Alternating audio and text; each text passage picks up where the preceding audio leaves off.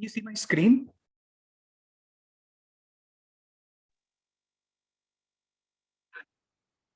No, sir. Okay. Says I'm sharing the screen. There's one slide that says American Literature, March 5th, 12 p.m. to 1 p.m. You're unable to see that? Yes, No, sir, we sir, can see that. Oh, you can see it. Okay. Okay. Yeah, now I can. Okay, good.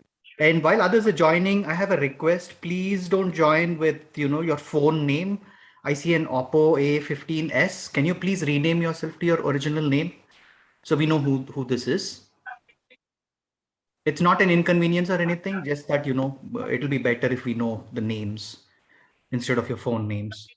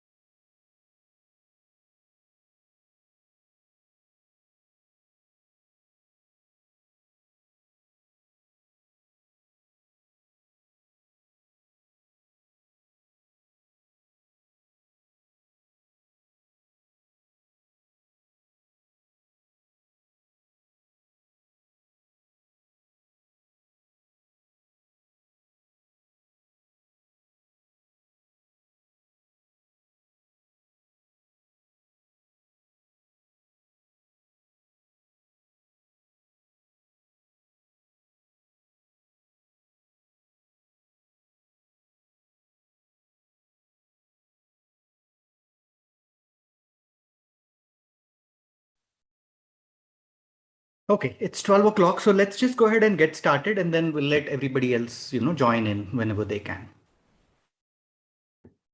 Okay, one more time. You can all hear me and then you can see my screen, right?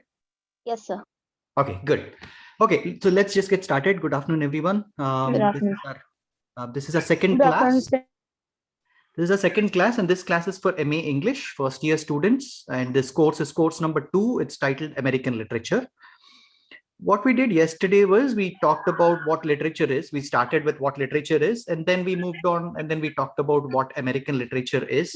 Can I please request everybody to go on mute? Thank you. So we talked about what American literature is, then we went through some of the major themes in American literature. Today, what we'll do is we'll continue that discussion and talk about Native American literature before moving on to, some other topics. Okay, I'm trying to move my... Okay, yeah. So the objectives for today's class is to learn the uniqueness of Native American literature and then the major themes of this type of literature. Yesterday, we talked about American literature in general, right? Today, we are going to talk about Native American literature. We'll first talk about who is Native American and then what is that literature and what is their literature and what's so unique about that literature and what are the major themes of that type of literature. Okay, and then we will talk about how religion played a role in literature. We mentioned it a little bit yesterday, and our friend, I think it was Mildred, who said, all literatures have religious influence, not just American literature. And yeah, I totally agree with her.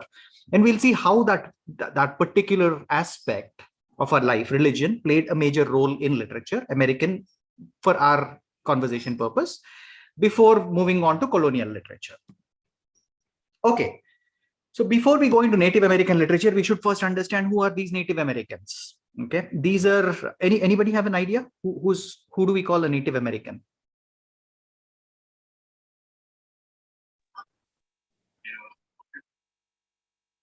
Native is a word where we belong. Indians.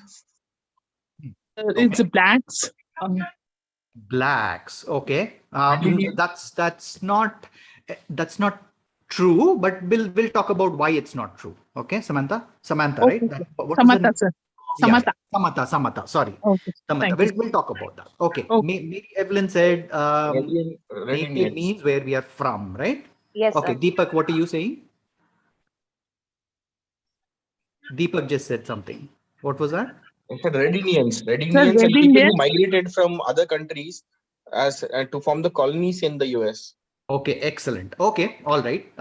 Even though Deepak, one thing we'll have to mention here is while the term Red Indians was okay a long time ago, it's kind of sort of derogatory when we use it now. So usually people don't use the word Red Indian. You're right. Your definition is right, and then your terminology is right. It's just that particular word is not used right now, or that phrase is not used right now. So okay, I just wanted to point that out. Okay, good. So we know. Okay, let me put all your definitions together. I will call Native Americans as these indigenous tribes who were the original people of US, original inhabitants of US. Let's put it that way. Okay. Yes. They're also called American Indians. They're called First Americans and Indigenous Americans. There are a lot of phrases that are used to describe these people. Now, I'm not sure if you know the story, but you know this guy Christopher Columbus who found America. He was a 15th century traveler. He was traveling through the ocean, and then he thought he reached Asia, when in actuality he actually reached US. Okay, because he thought he reached quote unquote what he called these people Indians. Can you go on mute, please? Mary Evelyn, can you please go on mute? Yeah, thanks. Yes. So this guy thought he reached Indies, and then he called these people Indians. Okay, so Native Americans or American Indians are not the same as us Indians. People who are from India are also called Indians. We are not the same as Native Americans. Okay, so let's keep that in mind. Now, who are these Native American people? Native American, now that we know who these Native American people are, Native American literature. Now, this literature has a very big oral tradition. What does that mean? Yesterday, if you remember, we talked about literature, and then we've started with written forms of literature, and then we said, well, it's not just written form, but then oral form is also called literature. Digital form is also called literature. So, in that sense, Native American literature is highly rooted in oral tradition. Okay. Now, one thing that we'll have to know here is Native American literature is not a literature, within quotes, a literature. It's not a single literature, but it's a set of literatures. What do I mean by that? Native Americans are actually tribes, and then there are a lot of Native American tribes, and each of them have their own cultural traditions. Each of them even have their own languages and stuff. So you can't just say, put all these things into one bucket and then say this is Native American literature. It is not a singular thing. It is a collection of a lot of things. Again, I think it was Mildred who said yesterday that there can be literature of every group in India, because we have, these 29 states, and each of these states have their own, not only political and social backgrounds and realities, but also cultural backgrounds and realities. So just like that, Native American literature is not a literature. It is not coming from one particular point or one particular place or one particular group, but it's a conglomeration. It's a combination of a lot of literatures from that group, from various groups. All right. Does that make sense?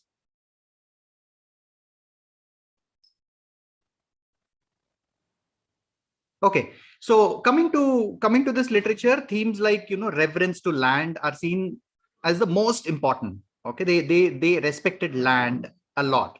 Now, kind of sort of an analogy for that is our farmers who live off of land, and then who respect land. In a similar fashion, Native American literature is filled with poems and stories about land, and how land is very important in one's life, and that kind of stuff. From like a narrative perspective, they had a lot of ritual drama, where there was this guy called shaman. I don't know if you know who shaman is, but anyway, a shaman is a person who has access to good and evil spirits. Okay, he can talk to spirits outside of life. Okay, that's a shaman. There's a picture on your screen. That's an example of who a shaman, or what a shaman looks like. Now the shaman, sings and chants and does rituals which are rooted in nature. And like I said, these people were extremely, extremely close to nature and land and everything. Okay, so when you hear something like this, your mind would immediately say, oh, well, Native American literature sounds like very old, and it doesn't exist now because the picture on your screen, or not just the picture, but then the way, people are very close to land and nature and all this seems like very, very distant in the past, right? But that's not a correct understanding. Native American tribes still exist today as we speak, and Native American characters are also portrayed in the works of many contemporary authors. I can remember one person, Louis Edrich, who I think we will kind of read in the last chapter. I'm not sure, but anyway, Louis Edrich talks about a lot of Native American characters. Tommy Orange talks about a lot of Native American characters. Okay. Now that we understand what these Native Americans are, and then their Native American literature is about, and then the major themes, let's move on a little bit farther, and then we will talk about the colonial period. Now we all know what the word colonial means, because we were a colonial colony. Okay, so can somebody explain what does colonial mean? What is colonial?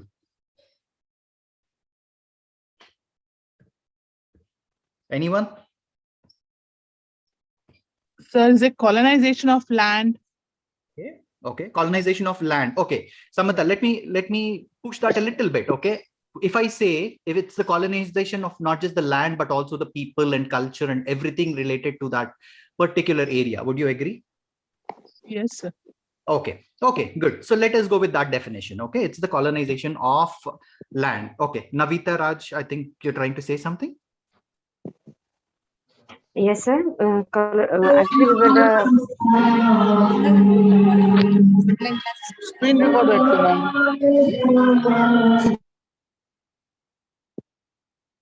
Please go ahead. There was, I think, somebody else unmuted. They're connected or belong to a country that controls another country. I think that is colonialism. Okay, Sadia, can you repeat what you just said?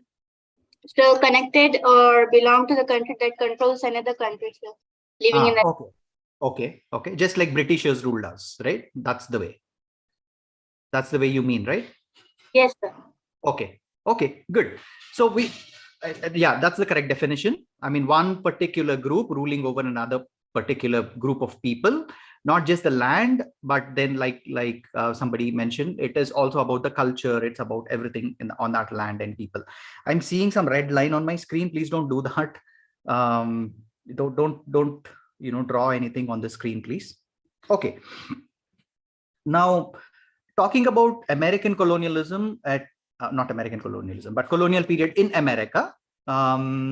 It started in the starting of the 1600s. So about 1605 or 1607. That was when the first colony of Jamestown, Virginia was established. And then, until late 1700s, America was under the rule of the British. Okay, before going into the literature of this period, let's quickly go through the religious background of the people of this time. And because, the writings reflect the people's beliefs. Okay, it's not that, like we discussed yesterday, history and literature cannot be separated. In the same way, people's beliefs of that time cannot be separated from literature or what's happening around them. Now, we'll have to know about two famous groups around that time. One is called the Pilgrims, around the 1620s and that kind, early 1600s. And then the other group is called Puritans.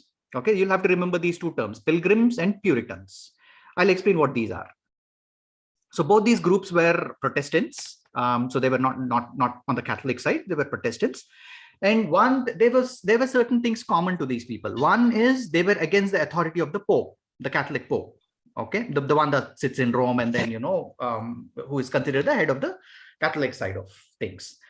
They were against the authority of the Pope and then the corresponding priests. Okay, they were kind of not really okay with the whole structure of church. Okay. Second thing they wanted to do is they wanted to reform church. Okay. Salim, do you want to say something? If not, can you please go on mute? No, sir. Can you please go on mute, please? Thank you. Okay, so the second one is they wanted to reform the church. They didn't like what, like I said, they didn't want how the church is structured and all. So they wanted to reform it and then make it new. We will see how they will make it new and then what they wanted to make new and everything. Third thing is both these groups were against rituals, choirs, music and everything. Why? Because their basic premise was that these things distracted the people from the actual purpose of going to the church. Now they said the actual purpose of going to the church is to listen to the sermon. It's to listen to the God's word, right? I mean, so they were against rituals, choirs, music, and then they said, well, these things are okay, but then these things kind of distract us from the actual meaning of why we go to church. Okay. And the last one they both believed in is they also oppose the hierarchy of the church, because they didn't see, okay, somebody is drawing. Before I find out who this is and then remove them from the meeting, please don't do that.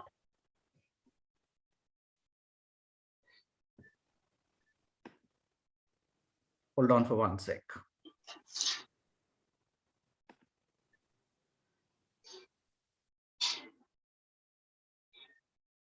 All right.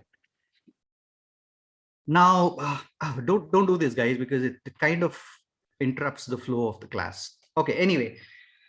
So they oppose the hierarchy of the church because they didn't see any support for these in the Bible. Okay, they said, Bible is the only authority, and then it was the word of the God. And then we kind of sort of Pope, and then there's these priests and everybody, they're kind of, talking about something else other than the word of God. So these are the common things between the Pilgrims and Puritans. But what are the differences? Now, the Pilgrims basically were originally from England, and they moved to Holland, but then they were afraid, they will be absorbed into the Dutch culture there. So they went on to a pilgrimage to America. Now, when we talk about pilgrimage these days, what do you understand? What's a pilgrimage? Holy places. A visit to the When holy you travel land. to a holy place, right? Okay, Yes, okay, yeah. a visit to the holy That's land. right, exactly. So everybody has the same definition. Okay, good. Now that's our definition in the modern times. Now pilgrimage in this context of America is not that they are going to a holy place called America, but they're just going to a different place. One place to another place. One place to another. Exactly. Yeah. Let's put it that way. Okay. From an American pilgrim perspective, it is not going to a holy place, but they are going from one place to another place. That's why they were called pilgrims. Okay. They wanted to break away from the Church of England. Let me put it that way. Okay. Because they didn't believe in the church and what it was doing. Okay, now we know who pilgrims are. Then Puritans, basically the name says, these people wanted to purify the Church of England. Okay, they wanted to purify the Church of England. They believed that, religion applies to all spheres of life. It is not just, Sunday morning sermons. It is, and then it is not just something that relates to just us and God, but it kind of encompasses all spheres of life. Wherever you go, the religion applies there. So that was the opinion of Puritans. Now, why are we talking about these pilgrims and Puritans? Because they had tremendous impact on the American literature that was produced during that time. Now, both groups, like I said, were trying to go away from the church or trying to reform the church. And then that's why they were influenced by a group of people called Reformation leaders. Okay, these are the people like, Martin Luther, John Calvin, and these kind of people. Okay, the book I think talks a little bit about this. So whenever you get some time, just go through the book, and then it's something that's very self-explanatory. Okay, anyway, like I said, what has all this got to do with American literature? Literature of this colonial period is influenced very much by this Puritan beliefs and attitudes and everything. So if you read the literature of that time, you will see a lot of stuff that has the background in Puritan beliefs and then these pilgrim beliefs. All right. Okay. Just a little bit more about Puritan authors. One person that the your book talks about is John Smith. He basically said, America is a new promised land. It's a land of opportunities. And, he presents a vision of America as a new paradise, quote unquote, to which the pilgrims and Puritans. A land of dreams? Yeah, land of dreams and land of opportunities. Yeah. Basically, he said, there is this vision of America in John Smith that says it's a new paradise to which, all these pilgrims and Puritans flocked. He says, this is such a great land that everybody is flocking to this quote unquote paradise.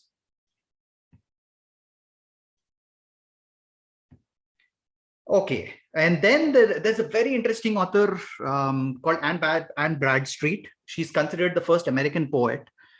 Now, the reason why I call her interesting is because even though she depicted, these Puritan beliefs and attitudes in her work, it's a little ironic because if you look at the Puritan beliefs, Puritans did not approve of women writers. But here we are talking about a woman who's writing about Puritan beliefs. So that's the irony in it. Okay. Even though she is a Puritan, American poet who was writing about these Puritan beliefs, the Puritan belief itself didn't believe in women writers. So that's the irony of Anne Bradstreet. Again, I think the book talks about Edward Taylor. You can read about Edward Taylor in your book. Let me go to, okay, let me go to the next slide.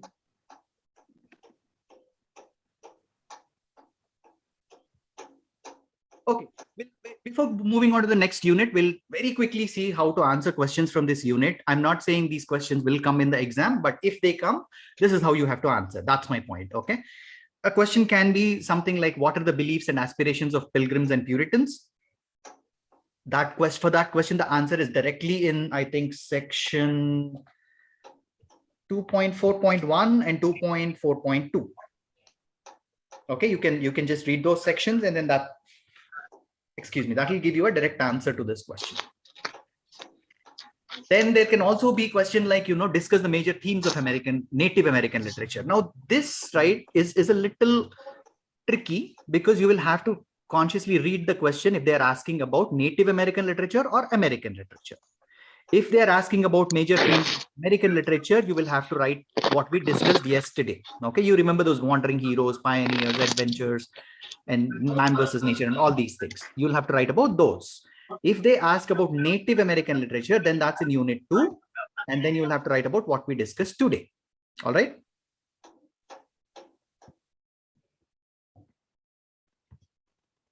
Okay.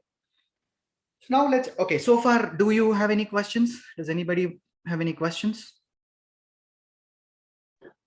Sir, if you don't mind, sir, the diarist Samuel Civils explain, please explain, sir. Sorry. Hello. Can you repeat your question? In the 2.4.5, the diarists. The diarists. Okay. So this is a very small section in your book. Okay. What do you mean by a diary? Where do you use a diary? So let's say Salim is writing a diary, and what does Salim write in that diary? Diary is small anecdotes. Personal things, sir. We can write small anecdotes that happen on a daily basis and in whichever form. Okay, good. Anybody else? Sadia wants to say something. You write your personal things, you journal all the things that happen in the day. Okay. Okay, anything else? But here it is online diary, sir. They just showed everything. The diarist in literature is, they show everything online in blogs or. I'm not sure. Okay, so can you please repeat that or rephrase that? What are you talking about online? So the term diarist in English literature has different meaning, I think, sir, that I'm trying to say here. Oh, okay. Yeah, it has nothing to do with online or anything. And then it kind of sort of aligns to the meaning or the definitions that you people have told. It's still the same. Okay. Diaries are basically where people write their personal experiences in a chronological order sometimes. And that's pretty much it. Okay. Now, Salim was asking who are diarists. Okay. Now, the most famous diarist that the book talks about is Samuel Sewall. Okay. Now, this person basically was writing a diary, which basically means this happened, one after the other. And it basically recorded events. And then, these events are not specific events, or are not specific. I mean, they don't belong to a specific group. He talked about life in general. Now, he can talk about, what he ate for lunch, or he can talk about how the political scenario is, or he can talk about somebody getting jailed in his family. He can talk about anything. Okay. So these events that he was talking about were across the board. They were not specific to a certain thing. Now, Sival is different from others because, like we just talked about, Puritans wanted to reform, right? They wanted to change the church. Now, Sival didn't believe in change. He basically said, no, don't change. I mean, whatever's there is there. All right. Does that make sense, Salim? Yeah, okay, sir. Yes. Okay, and then there's one sentence on in your book, the last sentence in that section. He says they say he combined rationalism and religion and thus became an early exemplar of enlightenment. Now these are loaded words. We will talk about in the future, or maybe today we will talk about what rationalism is, what enlightenment is, and what religion is. Okay, so just hold on to that for a minute, then you will understand what this sentence means. Okay.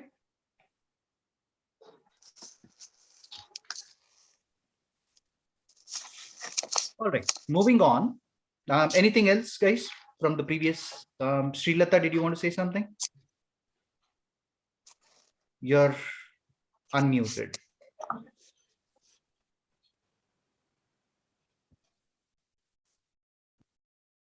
Okay, I guess not. So unit 3, like we saw in the previous unit, 17th century America. We are, like I said yesterday, we will go by centuries. Okay, we'll talk about 16th, 17th, 18th, 19th, 20th, and then 21st century. And we'll call the 21st century contemporary or whatever the book calls it. But we'll get to it when we get to it. For now, let us imagine ourselves in 17th century America, and then religion, like we discussed, played a major role not only in regular society and people and our life and their life, but also in literature. Now, in the 18th century, we see that this is slowly changing. How is this changing? It is changing by the arrival of something called age of reason. Okay, this age of reason began in England in the 17th century, and I think you will kind of sort of study this in your British literature class.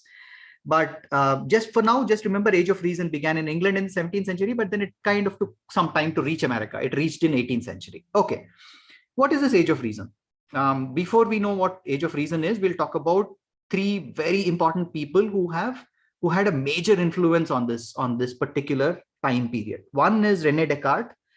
Again, I'm not sure how many of you have heard this name. He's a French philosopher.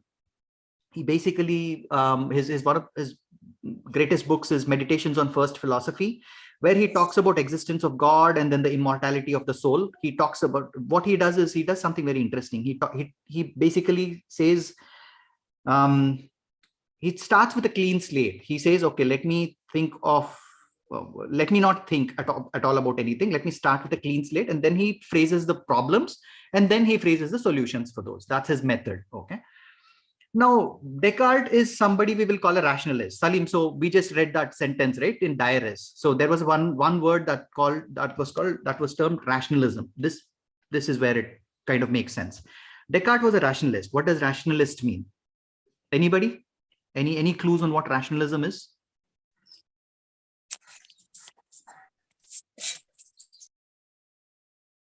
Okay, that's fine. So rationalism basically is a method of our understanding of the world based on reason. Okay, basically rationalists say the use of reason is the means to attain knowledge. I mean, you can't attain knowledge from a supernatural being or, magically or something. You will attain knowledge based on use of reason. Okay, that's basic. Reason, quote unquote, is the biggest term in rationalism.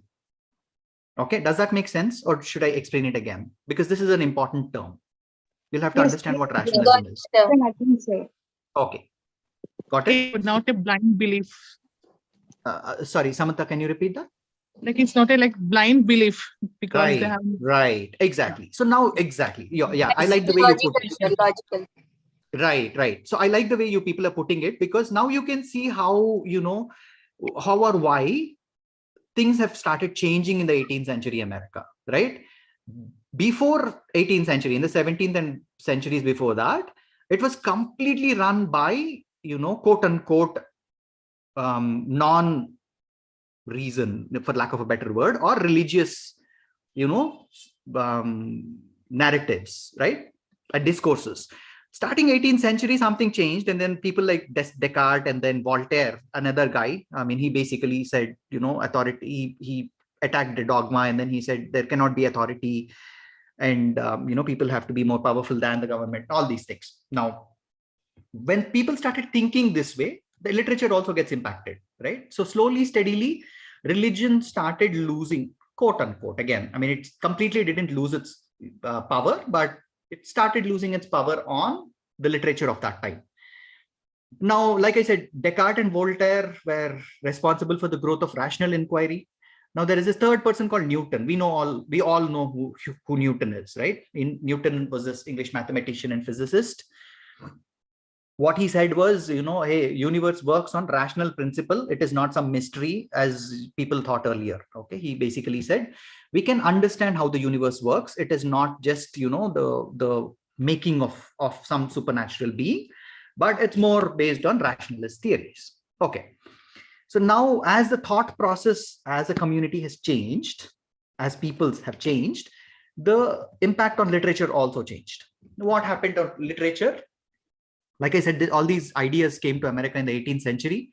Then this guy called Benjamin Franklin, I'm sure you heard the name, but I don't know how many of you know him. I mean his work, but Benjamin Franklin, Thomas Paine, Thomas Jefferson, all these people who were, very, very instrumental in quote unquote, finding America.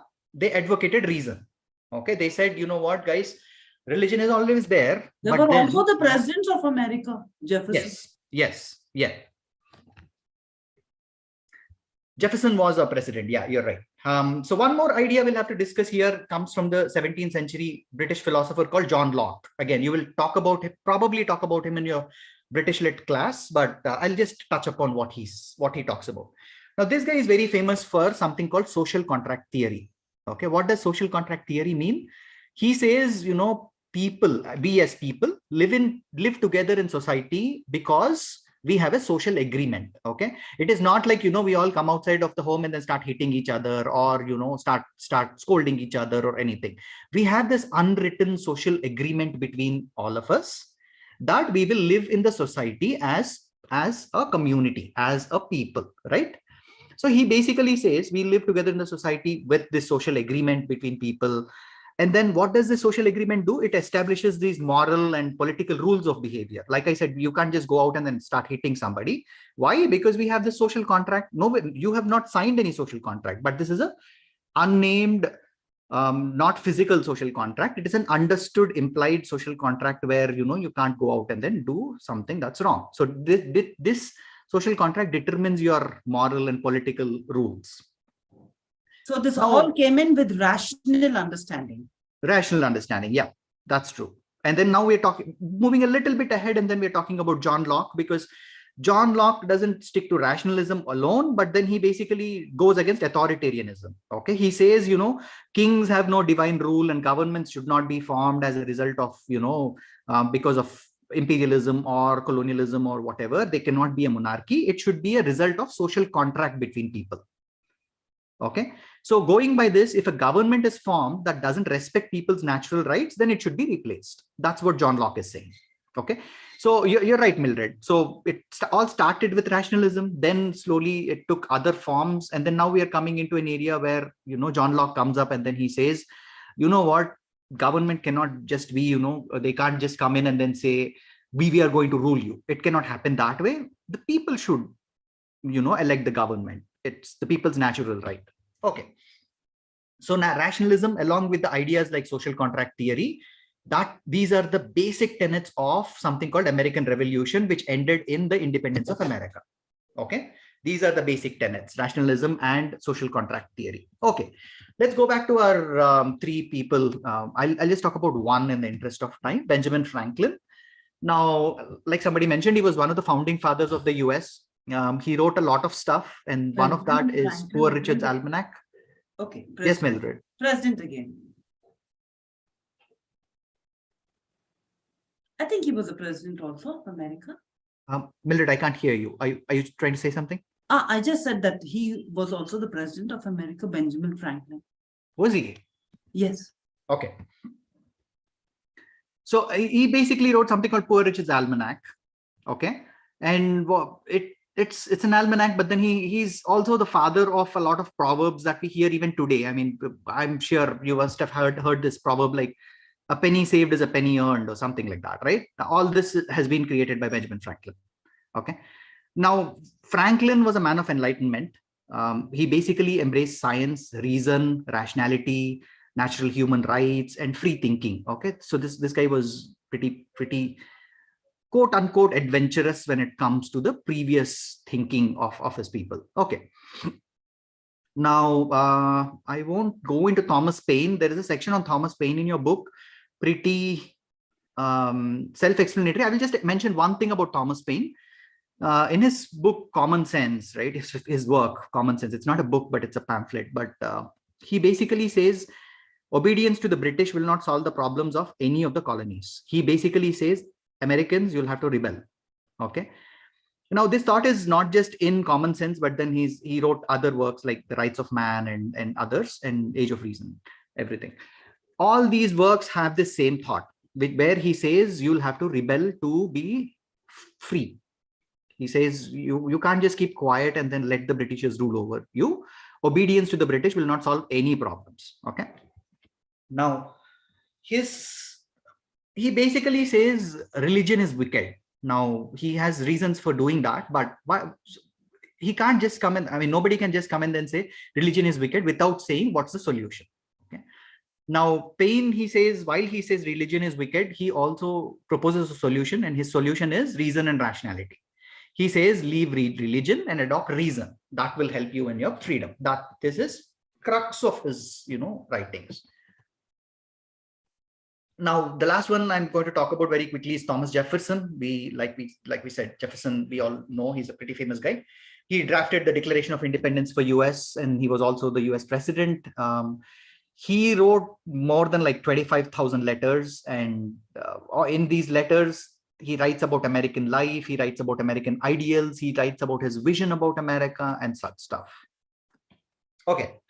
The last person we are going to talk about is Philip Freneau.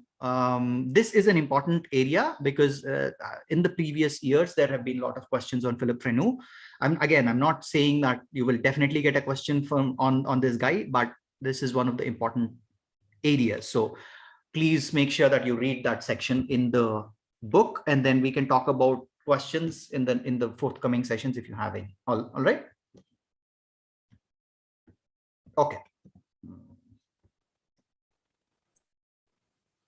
Okay. Any questions so far, guys? No, sir. Okay. How many of us are here? Oh, 106 participants, and I see only like 4 or 5 people speaking. Please make sure that you speak if you have anything to say, because this is a discussion. This is not a class. Yesterday's class was very interesting, and I liked it because it was very participatory. Even today's class is participatory. Just make sure that a lot of more participation from other participants is also involved. Okay, okay. Anyway, we'll move on. Yeah. Yes, Pratisha. And 3.2.2 is also there. Send Jane. Hold on for 1 sec. 3.2.2. I don't know what that is. Okay, 3.2.2. Send DG. Cooper. It's about James Fenimore Cooper. No, sir. Yes, sir. Yes, sir. Yeah, that's fine. I mean, see again, right? I've also skipped through Washington Irving. Okay, both Irving and Fenimore Cooper, will talk about them now. Okay, if you see my slide, they're both listed there. Okay, so we are still not in 3.3.2. Okay. Okay, we'll come there. Okay, so we are still in like late 18th century, early 19th century America. Now, this is called the Age of Romanticism. Again, you will talk about this in your British literature class, but this is when the writers started to break away from these restrictive rules, and they began to experiment. Okay, they began to talk about the American landscape, the lakes, the oceans, the nature, the forests of America, and this kind of stuff. We will see 2 of the writers that Pratyusha just mentioned, Washington Irving and James Fenimore Cooper. Now, there are pictures on your screen. The first one is Irving. He was one of the first American writers to get international fame. Okay, everybody else before him was kind of sort of local. And then this guy is interesting because he was first in many things. I mean, he did a lot of things, and he was a pioneer in many things. Now, he was the first modern short story writer. He was the first great belletrist. He was an essayist. And then he was, he also wrote a lot of important biographies. So he wrote the biographies of Columbus and George Washington. He was one of the first American authors to get fame in Europe. So internationally, although he was the first. While he's known for his short stories mostly, he's like Rip Van Winkle. That's the most famous one from Irving. Sleepy Hollow also. Yeah, that's true. Now, while he was famous, he also had critics. Okay, there is this another author that we'll talk about maybe in the next class. He was a short story writer called Edgar Allan Poe. Okay. Now, according to Poe, he says, Irving was he was a much overrated. Okay, so it's not that even though he was first at everything, he was not this champion that everybody thought. Okay, Poe basically says he's overrated and stuff. Now, some critics also said that Irving matches to the British sensibilities than American. Okay, they said, well, he's an American writer, he should be. Okay, 1 second, Vijay Kumar, I'm going to mute you. Okay, for some reason you're unmuted. Okay. So they said, as an American author, you should be aligning to the American sensibilities, and then Irving was aligning to the British sensibilities. So that was one criticism that he had against him. Okay. The second guy we are talking about is James Fenimore Cooper. Okay, this guy is again interesting because this is a theme. He wrote on themes that are relevant even today. Okay. One of the major themes that was in Fenimore Cooper's work is the destruction of American wilderness. He says, because of advancements of the civilization and globalization was not the term at that time, but, improving of technology and all that, there is a destruction of American wilderness. Now, wilderness symbolized, this innocent and simple way of life. Okay. 1 sec. Does wilderness even mean something in the wild? Yes, that's exactly what it means, actually. Okay. But yeah, I mean, when you think about it, when you say wilderness and wild, that kind of sort of automatically living in loneliness, takes you towards nature. living in loneliness, or in like in the jungles, or in the yeah, I mean, all alone by themselves, like deserted kind of. Right. Yeah, that's from a living perspective. Here he talks about wilderness. He talks about something that's natural. That's like you said. Did you say forest or something? Yeah. So trees, forests, lakes, and all these were destroyed because of advancements of civilizations. People started building, buildings and that kind of stuff. Okay, Vijay Kumar has his hand on. Vijay Kumar, you can unmute yourself and ask a question if you have it.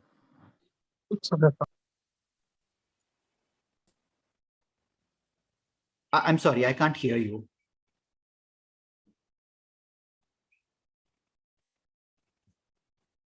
Okay, we'll come back to you. Okay, where were we? Oh yeah, wilderness, right? Now wildness or wilderness, this symbolize, this innocent and simple way of life. This is in deep contrast with, civilization and all that, and the effects of civilization and modernization and technology and everything. So Fenimore Cooper basically said, this American wilderness is being completely ridden off its beauty because of civilization. This is a very common theme in his writings. Some of his writings are listed on your screen, but the most famous is the Leatherstocking Tales. That is most famous. This is a series of 5 novels that are, primarily in the 18th century New York. The setting is 18th century New York. What makes him different from others is that he did not pay sufficient attention to technique and revision of his works. Now, if you look at Fenimore Cooper's works, they don't give you a feeling that he has used enough literary technique in his work. What does this mean? His plots are all like, improbable. I mean, they're like, when you look at it, you feel like, no, this is never going to happen, kind of plots. The characters are super flat. Do you know what are flat characters and round characters? Anyone?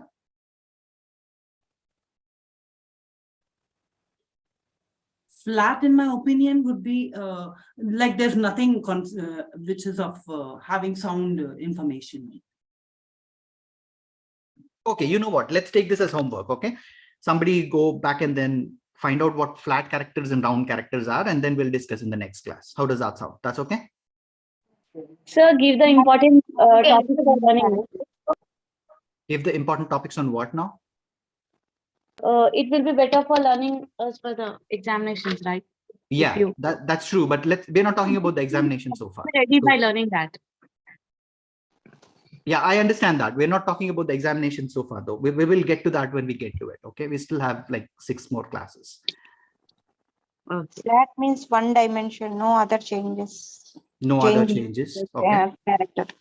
Okay. And one characters means Hello? repeating and same characters playing in the same place. Is it correct? Okay. Yeah. Yeah. Okay. So most of Fenimore Cooper's characters are flat.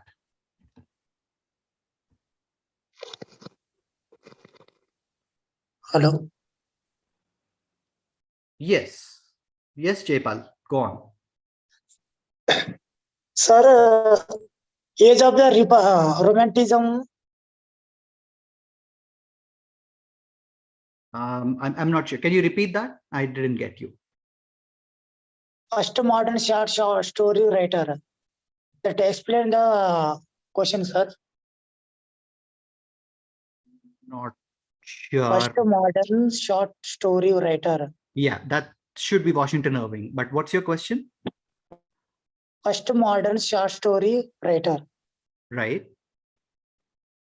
And first major biographer. Right. That's So what is Washington the- Irving, sir. Right. So that's on the screen. But what's the question, Jaypal? Can you repeat what your question is? My question is, sir, first modern short story writer. Who is? Washington is- Irving. It's on your screen. Washington Irving. He's also asking who is the important biographer, sir. Who is the first biographer? First yeah. major biographer is also Washington Yeah, Irving. He's on Washington your Irving. screen. Okay, thank you, sir. Yeah. And Okay. once, sir, Huh. this also James Fenimore Cooper, Leather Shocking Tales, and the Spy, the Polito. The pilot. Yeah. These are all his works. Okay. James Fenimore Cooper is that guy at the bottom right side. Okay. That's his picture. Okay. And he Okay. wrote the major works of James Fenimore Cooper are Leather Stocking Tales, The Spy, and The Pilot. Okay. Okay, Those are the thank you, names of sir. his books. Okay, right. We need to learn about these books, sir. Not really. As long as you know that, Fenimore Cooper wrote these books, that's fine. You don't have to actually read those books or, find the plots of that and everything.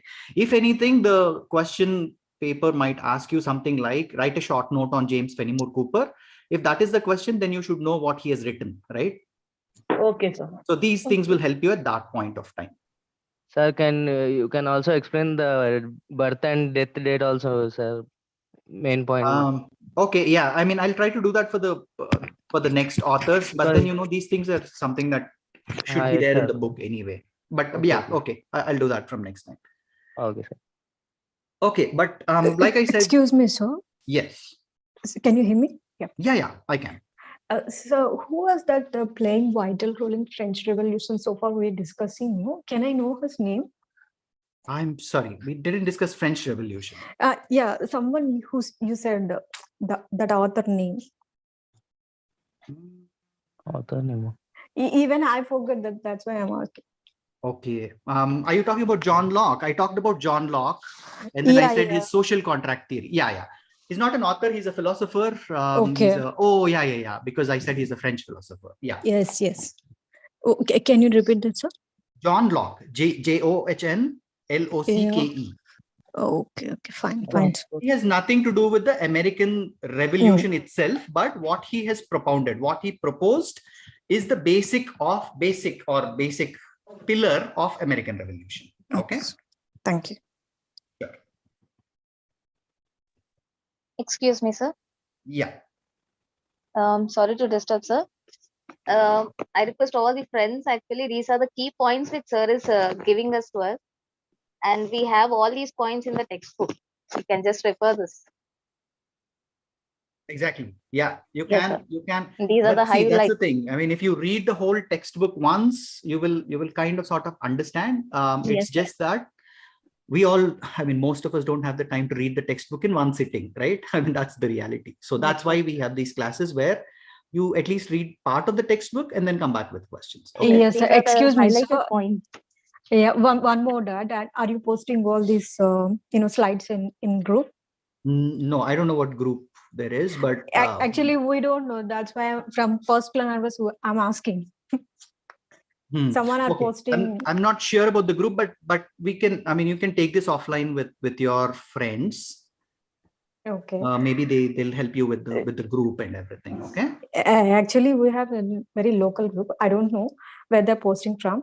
So I need to know about, is there any group from Hyderabad or something like else? So please, Yes, please add us in that group also. We need to know yes, something. we have a group. Excuse me, sir. So we have a group. I'm the we have many admins, but I'm the I'll add the number. If you please post your number in the chat box, just I'll save it and add the number.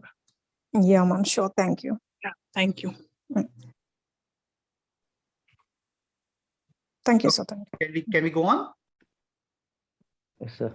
Yes, Okay, sir. good. So Fenimore Cooper, like I said, right, his plots are improbable, his characters are flat, his dialogues seem very artificial. But why are we talking about him then? I mean, if all that is not really good, then how did he succeed then? He only succeeded with one thing, because he was a good storyteller. Okay, he wrote across themes. There was no one theme that he was sticking on, even though, one of the major themes is American wilderness and, destruction of it by civilization. He wrote across themes. He wrote about, Native Indian romances. He wrote about maritime fiction.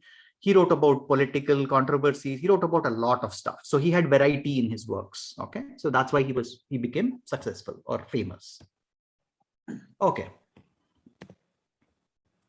Okay, let me see how. Okay. Okay, coming to the answering questions from the, yeah. Yes, Jaypal. Sir, Benjamin Franklin. I'm sorry, say that again. Your voice was breaking. Benjamin Franklin explained, sir. Benjamin Franklin. Benjamin Franklin, do you want me to explain again? Yeah. Okay. Benjamin Franklin basically was the founding fathers, one of the founding fathers, and he wrote a lot of stuff. He wrote extensively on many themes. Okay. But one of his most famous works is something called Poor Richard's Almanac. Okay. And then I think I gave a example a few minutes ago about a penny saved is a penny earned. Okay. That's a proverb. Okay. That's an English proverb. A lot of proverbs that we use regularly in our daily life, these are all attributed to Benjamin Franklin. Okay. And there's more details about him in the book anyway. Thank you, sir. Sure. Okay, answering questions from this unit. How do you answer? What are the contributions of Thomas Paine and Thomas Jefferson? I think it was Samatha or somebody who asked, but about Fenimore Cooper. And then they asked if they'll have to read Leatherstocking Tales and The Pilot and the Spy and everything. You don't have to, but if there is let's say there is a question like this, okay, in the exam, which says, what are the contributions of James Fenimore Cooper or Thomas Paine or Thomas Jefferson? Okay. First thing is you'll have to know who this author is. And then second thing is you will have to know what their major works are. So once a daughter. Yeah, Benjamin Franklin. And who's the Almanac made? Okay, you'll have to repeat that. Sorry, man. You'll have Almanac, to repeat sir. Who is Sir Almanac? That's Benjamin Franklin. Okay. Thank you, sir. Yeah. And second one, the sites in the previous year. I'm sorry, I can't hear you. You said something about previous year, Jaypal. I can't hear you. Okay, anyway, we'll get back to it because we only have 9 more minutes. So where was I? Oh yeah, contributions. So if the question asks something about contributions of a particular person, then you will have to know who that person is, who that author is, which century he or she is from, and then what are their major contributions. Okay, for that, you will have to know what are the major works. So let us talk. If they ask about Cooper, then you will have to talk about Leather's Talking Tales, Spy, and the Pilot. Okay, that's where they will be helpful. Now, if they which is the important one in this, sir? In these two questions, which is important? I would pick the second one. Okay, thank you, sir. But see, that's the thing, right? When we try and then talk about something as important, and then I just said write a short note on age of romanticism is important. But this kind of is a question where you will also have to talk about romantic writers, right? It is not just about the age, but then the writers and then the precursors of this particular age, right? So if you know, and if you read the age of romanticism in your book, you can answer any question that comes about romanticism. Okay. Okay, that's sir. why my Okay, sir. suggestion is basically to read the whole book at least once. Okay, sir.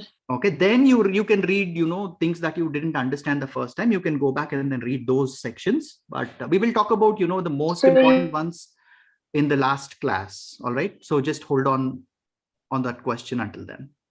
Yes, Pooja. Okay, moving on.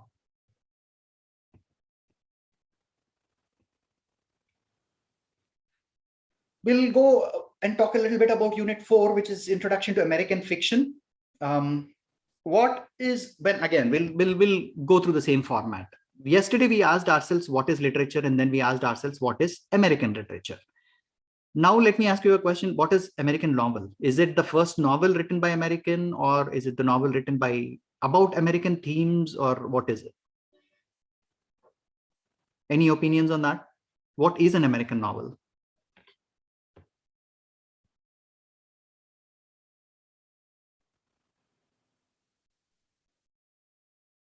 Okay, that's fine. Let's define for the purpose of our discussion, let's define American novel as something that talks about American themes and techniques. Okay, characteristic American themes and techniques. We've talked about the major themes yesterday. So anything that talks about those American themes in the American context is an American novel. Okay. Now, some of the early authors of American novel are listed on your screen in that slide. The dates and details of their works are listed in Unit 4 of your course book. So we won't be going into those now. Just go ahead and then read that for the dates and everything. You don't have to remember every single date and every single novel of every single author in the book. Why? Because sometimes not writing about the book is better than writing about the incorrect book. Okay, so don't get confused between the authors. Whatever you're reading, read it perfectly, because if they're asking about Nathaniel Hawthorne, write only about him. Don't write about, somebody else's novel. Okay, so just be careful about that. Okay, before we go into the meat of this whole section, one concept that we need to understand is the difference between romanticism and transcendentalism. Okay, that's a loaded word, transcendentalism. But very quickly, the difference is romanticism, it underscores, or it gives importance to emotions and freedom over brain and intellectual growth. Okay, they say emotions and freedom are more important than intellectual growth. They believed that everybody should follow what they're feeling. Okay, now that is romanticism. Let's put it that way. Transcendentalism, it draws, inspiration from the beyond. They say there is something beyond this human life. There is something beyond our thought process. Okay, something external.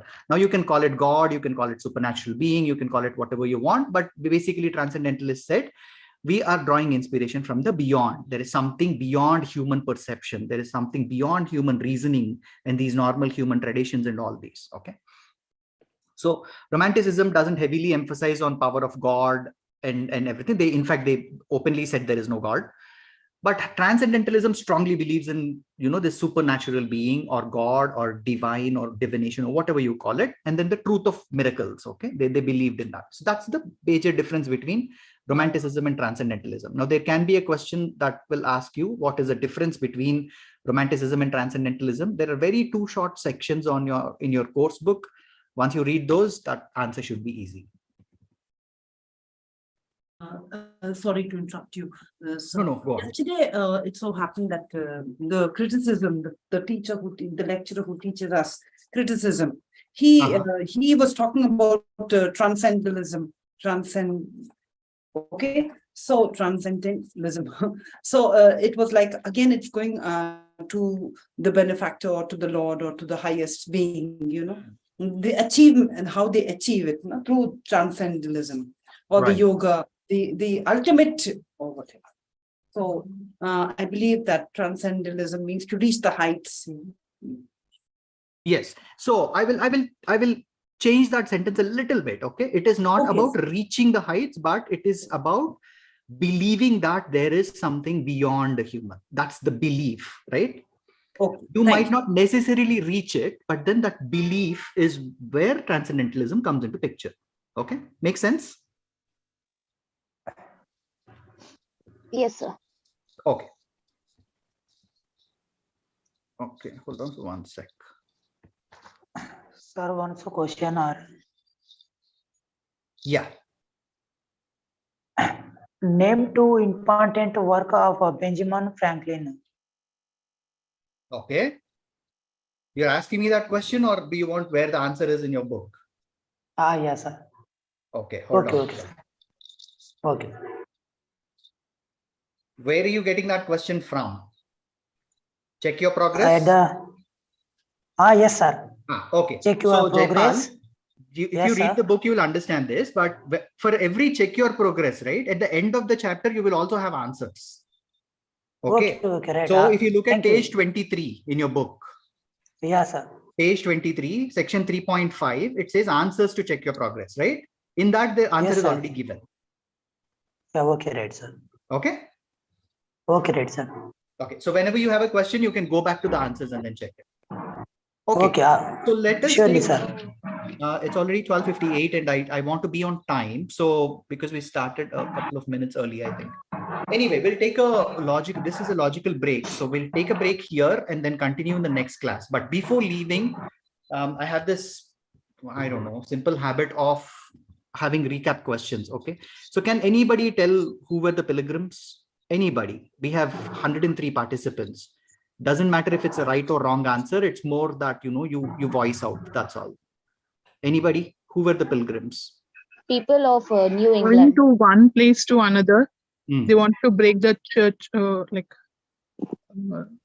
the are opposed hurricane of the church.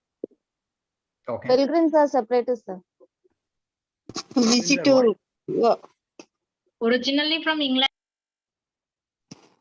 Okay. Fulfill religious rituals. Okay. They were against the Protestants. places. They were against the Protestants. No, They were not against the Protestants. They were the Protestants. Yeah. They were against the Pope and the they were structure against of the church. Pope. Sorry. Right. No, that's okay. See, They that's are the whole against thing. I mean, Catholic. when we discuss these things come out and then we correct ourselves. So good. Okay. What is the age of reason? Very short. You only have like 30 seconds or so to answer. What is age of reason? Use of rationality and reason to avoid religious dogmas. Okay, very good. Okay, who is this? Can I know your name? Sir, this is Mirza, sir. Okay, Mirza. Okay, good answer. Yeah, rationality and reason. That's perfect. Okay, good. So it seems like it's all being taken in. So I'm glad about that. Okay, like I said, we will take a pause here for today and continue in the next class. In the next class, what we'll do is we will move into unit 5 of the course book. We will talk about Edgar Allan Poe and his short stories. Then we'll talk about 19th century American fiction. We'll talk about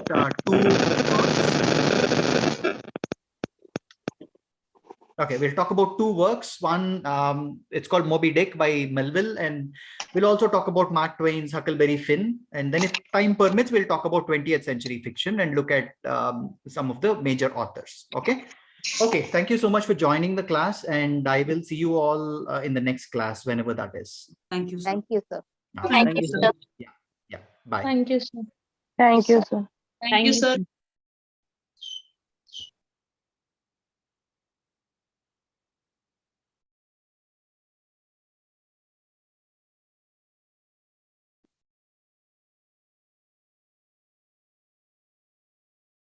Unmute.